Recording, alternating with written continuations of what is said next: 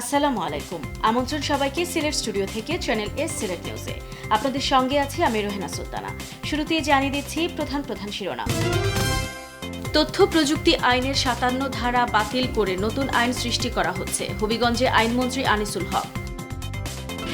হাকালুকি হাওর পরিদর্শন শেষে দুর্গত মানুষের মাঝে নগদ অর্থ বিতরণ করলেন বিএনপির স্থায়ী কমিটির সদস্য আমির খসরু মাহমুদ চৌধুরী। সামর্থ্য অনুযায়ী সবাইকে দুর্গত মানুষের পাশে দাঁড়ানোর আহ্বান। চলতি বছরের অক্টোবর মাসে বাংলাদেশে এনআরবি উইকের আয়োজন করবে বাংলাদেশ। তরুণ প্রজন্মের বাংলাদেশি এনআরবিদের দেশে এসে বিনিয়োগের আহ্বান জানানো হবে, সাবেক রাষ্ট্রদূত ডক্টর এ.কে. মোমেন। পর্যাপ্ত ত্রাণের ব্যবস্থা রয়েছে, জনগণ না খেয়ে মরবে না, বিশ্বনাথে দুর্যোগ ব্যবস্থাপনা ও ত্রাণ মন্ত্রণালয়ের অতিরিক্ত সচিব আমির হোসেন। এবং বিশ্বনাথে ৩০ লক্ষ টাকা ব্যয়ে হিফজ বিভাগের হাজী হায়াত উল্লাহ ভবন নামে নতুন ভবনের ভিত্তিপ্রস্তর স্থাপন। ইসলামী শিক্ষা অর্জনের মাধ্যমেও দেশের রাষ্ট্রনায়ক হওয়া সম্ভব বললেন বক্তারা। শুনছিলেন শিরোনাম, এবারে পুরো খবর। হবিগঞ্জের নতুন জুডিশিয়াল ম্যাজিস্ট্রেট আদালত ভবনের উদ্বোধন করেছেন আইনমন্ত্রী আনিসুল হক। রোববার দুপুরে তিনি নবনির্মিত ভবনের আনুষ্ঠানিক উদ্বোধন করেন। জেলা পরিষদ মিলনায়তনে উদ্বোধনী সভায় প্রধান অতিথির বক্তব্যে তিনি বলেন, মানুষের ন্যায় বিচার নিশ্চিত করার জন্য তথ্য প্রযুক্তি আইনের ৫৭ ধারা বাতিল করে নতুন আইন সৃষ্টি করা হচ্ছে। তিনি বলেন, নতুন আইনে যাতে করে কাউকে অহেতুক হয়রানি করা না হয় সে ব্যবস্থা রাখা হবে। এ সময় অন্যান্যের মাঝে উপস্থিত ছিলেন হবিগঞ্জ ৩ আসনের এমপি অ্যাডভোকেট আবু জাহির, হবিগঞ্জ ২ আসনের এমপি অ্যাডভোকেট আব্দুল মাজিদ খান, হবিগঞ্জ ৪ আসনের এমপি অ্যাডভোকেট মাহবুব আলী, এমপি কেয়া চৌধুরী, জেলা প্রশাসক সাবিন আলম, জেলা ও দায়রা জজ মোহাম্মদ আলতাবুল্লাহ, জেলা আইনজীবী সমিতির সভাপতি অ্যাডভোকেট আফিল উদ্দিন, অতিরিক্ত police super Shamsur Rahman Bhuiyan, press club সভাপতি বীর মুক্তিযোদ্ধা গোলাম মোস্তফা রফি। পরে তিনি জেলা পরিষদ মিলনায়তনে সুধী সমাবেশে অংশগ্রহণ করেন এবং দুপুরে জেলা আইনজীবী সমিতি আয়োজিত সংবর্ধনা সভায় প্রধান অতিথি হিসেবে অংশগ্রহণ করেন। ২৩,১১,০০,০০০ টাকা ব্যয়ে ১২ তলা ভিত বিশিষ্ট চিফ জুডিশিয়াল ম্যাজিস্ট্রেট আদালতের ৫ তলা নির্মাণ করেছে হবিগঞ্জ গণপূর্ত বিভাগ। এটিকে ১০ তলায় উন্নীত করতে আরও ২০ কোটি টাকার কাজ শুরু হয়েছে। নতুন ভবনে ১৩টি এজলাস রয়েছে। বিএনপির জাতীয় স্থায়ী কমিটির সদস্য ও সাবেক বাণিজ্য মন্ত্রী আমির খসরু মাহমুদ চৌধুরী বলেছেন, অকাল বন্যায় সিলেট বিভাগের হাওড়াঞ্চলের কৃষক সমাজ তাদের কষ্টের ফসল হারিয়ে আজ দিশেহারা। কৃষি প্রধান দেশ হিসেবে এদেশের কৃষক সমাজ জাতীয় অর্থনীতিতে অন্যতম গুরুত্বপূর্ণ ভূমিকা পালন করে আসছে। তাই সামর্থ্য অনুযায়ী বিত্তবানদের এই সব অসহায় দুর্গত মানুষের পাশে দাঁড়াতে হবে। শনিবার অকাল বন্যায় ডুবে যাওয়া হাকালুকি হাওর এলাকা পরিদর্শন শেষে ফেঞ্চুগঞ্জ খিলাছড়া 0 পয়েন্টে বিএনপি আয়োজিত পথসভা ও দুর্গত মানুষের মাঝে নগদ অর্থ বিতরণকালে প্রধান অতিথির বক্তব্যে তিনি এসব কথা বলেন। সিলেট জেলা বিএনপির সহসভাপতি ও ফেঞ্চুগঞ্জ উপজেলা বিএনপির সভাপতি সুফিয়ানুল করিম চৌধুরীর সভাপতিত্বে এবং কেন্দ্রীয় ছাত্র দলের সদস্য আব্দুর রকিব চৌধুরীর পরিচালনায় অনুষ্ঠিত সংক্ষিপ্ত পথসভায় বিশেষ অতিথি হিসেবে বক্তব্য রাখেন বিএনপি চেয়ারপারসনের উপদেষ্টা খন্দকার আব্দুল মুক্তাদির, বিএনপির কেন্দ্রীয় নির্বাহী কমিটির সদস্য ও সাবেক এমপি শফি আহমদ চৌধুরী, বিএনপির কেন্দ্রীয় নির্বাহী কমিটির সদস্য সিলেট জেলা সভাপতি আবুল কাহের চৌধুরী শামীম, জেলা সাধারণ সম্পাদক আলী আহমদ সহ স্থানীয় বিএনপির নেতাকর্মীরা। এই এলাকায় মানুষ যে আজকে দুর্ভোগের মধ্যে আছে, এই হাওরকে নিয়ে আমাদের নতুনভাবে চিন্তা করা দরকার এবং সরকারকে এগিয়ে আসা দরকার। বিশেষ করে যে বাঁধগুলো সময়মতো করে নাই, যেগুলো মেরামত। সরকারের কাছে জোর দাবি জানাচ্ছি, কৃষি ঋণটি মওকুফ করেন, কৃষি ঋণের সুদ মওকুফ করেন এবং আগামী বছরের ফসলের জন্য এখানে বীজ সার বিনামূল্যে দেন। চলতি বছরের অক্টোবর মাসে বাংলাদেশে এনআরবি উইকের আয়োজন করবে বাংলাদেশ, এমনটাই জানিয়েছেন জাতিসংঘ বাংলাদেশ মিশনের সাবেক স্থায়ী প্রতিনিধি ও রাষ্ট্রদূত A K. Abdul Momen. Europe, America ও মধ্যপ্রাচ্যের ব্যবসায়ীরা ছাড়াও এই এনআরবি উইকে তরুণ প্রজন্মের বাংলাদেশি এনআরবিদের দেশে এসে বিনিয়োগ করার আহ্বান জানানো হয়। সিলেটের বৃহত্তম সুপারমার্কেটের উদ্বোধনী শেষে তিনি এই তথ্য জানান। বিস্তারিত জানাচ্ছেন সিলেট অফিসের চিফ রিপোর্টার মনিউদ্দিন মঞ্জু, ক্যামেরায় ছিলেন chief camera person Liton Chowdhury.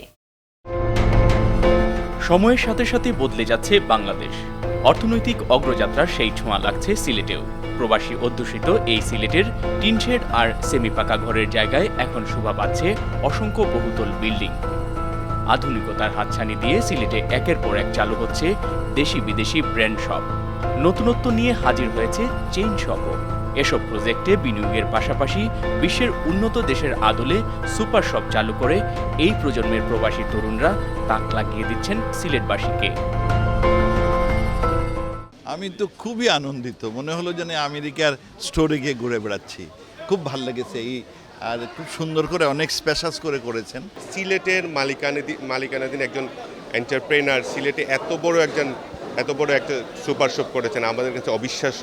আসলে ঢুকার পরে মনে হয় নাই কেন বাংলাদেশের কোনো ডিপার্টমেন্টাল স্টোরও আইছি, মনে হয় যে বিদেশের কোনো ডিপার্টমেন্টাল স্টোর। তো আমরা দেশও যে আগবাড়ে তারও একটা উজ্জ্বল প্রমাণ। রোববার মেজর টিলায় সিলেটের বৃহত্তম সুপার শপ ফিজার উদ্বোধন করেন জাতিসংঘে বাংলাদেশ মিশনের সাবেক স্থায়ী প্রতিনিধি ও রাষ্ট্রদূত ডক্টর AK মোমেন। ফিজার স্বত্বাধিকারী নজরুল ইসলাম বাবুলের ছেলে যুক্তরাজ্য প্রবাসী জহিরুল ইসলাম মিঠু নতুন কনসেপ্ট নিয়ে সাজিয়েছেন 12,500 স্কয়ার ফুটের সুবিশাল সুপার শপটি। এই তথ্য জানতে পেরে AK মোমেন তরুণ প্রজন্মের বিনিয়োগকারী হিসেবে জহিরুল ইসলাম মিঠুর কার্যক্রমকে অনুকরণীয় হিসেবে আখ্যায়িত করে বলেন, বর্তমান প্রজন্মের বাংলাদেশি NRBদের দেশে এসে বিনিয়োগে উৎসাহিত করার উপযুক্ত সময় এখনই। আমরা একটা NRB উইক করতে চাচ্ছি 21শে অক্টোবর থেকে 27শে অক্টোবর। একটা উদ্দেশ্য হলো যে প্রবাসীরা সবসময় দেশের সবসময় সাহায্য করেন। আমরা চাচ্ছি যে এখানে দেশের আমরা অবকাঠামো চেঞ্জ করতেছি, যে অবকাঠামো মানে যেগুলো আইন কানুন রীতিনীতি যাতে সময় নষ্ট না হয়। সিলেটের প্রতিষ্ঠান হিসেবে সিলেটবাসী যাতে গর্ব করতে পারেন সেই তাগিদ থেকেই এই প্রজেক্ট করেছেন জানিয়ে জহিরুল ইসলাম মিঠু জানালেন, এই সুপার শপে ঢুকলে কোয়ালিটি পণ্যের পাশাপাশি ক্রেতারা যাতে কেনাকাটায় ইন্টারন্যাশনাল লুকস এবং ফ্লেভার পান সেই দিকটিই তিনি অগ্রাধিকার দিয়েছেন। আমরা বিদেশ বসবাস করলাম, বেশিরভাগ আইদার বিজনেস হোক আর সেটেল হোক। সো আমরা সেরকম একটা ইন্টারন্যাশনাল একটা লুকস আর শপিং এক্সপিরিয়েন্সটা দিতাম, সেরকম আমরা সিলেট স্পেশালি এখানে আমরা তো একমাত্র একটা সিলেটের ব্র্যান্ড। সব সেক্টরে সিলেটে বিশ্বমানের সুযোগ সুবিধা চালু করতে হলে সরকারের পাশাপাশি প্রবাসী তরুণ প্রজন্মকে তাদের মেধা ও প্রজ্ঞা নিয়ে এগিয়ে আসার আহ্বান জানালেন সংশ্লিষ্টরা। এবং আমি চাইব যে এই প্রজন্মের ছেলেরা আমাদের সিলেটে আসবে, এসে এই ধরনের কনসেপ্ট করবে, করে আমাদের সিলেটকে আরও এগিয়ে নিয়ে যাবে ইনশাআল্লাহ। বিদেশের বাইরের ব্র্যান্ডগুলো নিয়ে আসা হয় তাহলে আমাদের ফিমেল অনেক কসমেটিক্স প্রোডাক্ট বা অনেক বাচ্চাদের খাবার এগুলো যদি নিয়ে আসা হয় তাহলে তো আমার মনে হয় ভালো। সিলেট শহরের ভিতরে এরকম আরও 1-2টা মেগা শপিং মল যদি ওরা করে, আমরা সিলেটের যারা কনজিউমাররা আছি তারা উপকৃত। লন্ডনে যেরকম আছে Sainsbury as the Tesco, I'm very proud of him and I hope he's become more successful in the future and opens a bigger one. এত বড় সুন্দর একটা প্রজেক্ট করছেন, একটা ডিপার্টমেন্টাল স্টোর করছেন, যেখানে আমরা স্বাচ্ছন্দ্যে মহিলা হল সহ ফর্দানিসী ভাই বোনেরা যারা আছেন তারা বাজার করতে পারা। Moinuddin Manju, channel S news, Sylhet. সিলেটের পুলিশ সুপার মোহাম্মদ মনিরুজ্জামান বলেছেন, মানবিক কারণে নিজস্ব উদ্যোগে জনকল্যাণে ক্ষতিগ্রস্ত পরিবারগুলোর মধ্যে খাদ্যের নিরাপত্তা নিশ্চিতকরণের উদ্যোগ গ্রহণ করা হয়েছে। শনিবার বিশ্বনাথ লামাকাজি সড়কের প্রতাপপুরে আনুষ্ঠানিকভাবে বিশ্বনাথ উপজেলার খাজানশী ইউনিয়নের 8টি গ্রামের বন্যা কবলিত 130টি অসহায় ও দরিদ্র পরিবার প্রধানদের মধ্যে খাদ্য সামগ্রী বিতরণকালে তিনি এসব কথা বলেন। এর আগে পুলিশ সুপার দীর্ঘ লাইনে দাঁড়ানো সুবিধাভোগীদের সঙ্গে কথা বলেন এবং তাদের নানা সমস্যার কথা শুনেন। অনুষ্ঠানে সিলেটের দক্ষিণ সার্কেলের অতিরিক্ত police super doctor A.K.M. Akhtaruzzaman Basunia, উত্তর সার্কেলের অতিরিক্ত পুলিশ সুপার আব্দুল হাসনাত খান, বিশ্বনাথ থানার OC Monirul Islam PPM, SI Rajib Rahman, ASI Faridul Haque, Sylhet DSBর পর্যবেক্ষণ কর্মকর্তা মোহাম্মদ জাবেদ আলী, DIO মফিজুল ইসলাম, ASI আতিকুল ইসলাম মিলন, স্থানীয় সাবেক ইউপি সদস্য শহীদ আহমদ সহ সিলেট ও বিশ্বনাথের সাংবাদিকরা উপস্থিত ছিলেন। সভা শেষে 130 জনের প্রত্যেককে খাদ্য সামগ্রী হিসেবে 10 কেজি চাল, 5 কেজি আটা ও 2 কেজি ডাল প্রদান করা হয়। সিলেট নিউজে নিচ্ছি ছোট্ট একটা বিরতি, আমাদের সঙ্গেই থাকুন। ফিরে এসে অন্যান্য খবরের সাথে দেখবেন, পর্যাপ্ত ত্রাণের ব্যবস্থা রয়েছে, জনগণ না খেয়ে মরবে না, বিশ্বনাথে দুর্যোগ ব্যবস্থাপনা ও ত্রাণ মন্ত্রণালয়ের অতিরিক্ত সচিব আমির হোসেন। এবং বিশ্বনাথে 30 লক্ষ টাকা ব্যয়ে হিফজ বিভাগের হাজী হায়াত উল্লাহ ভবন নামে নতুন ভবনের ভিত্তিপ্রস্তর স্থাপন। ইসলামী শিক্ষা অর্জনের মাধ্যমেও দেশের রাষ্ট্রনায়ক হওয়া সম্ভব বললেন বক্তারা।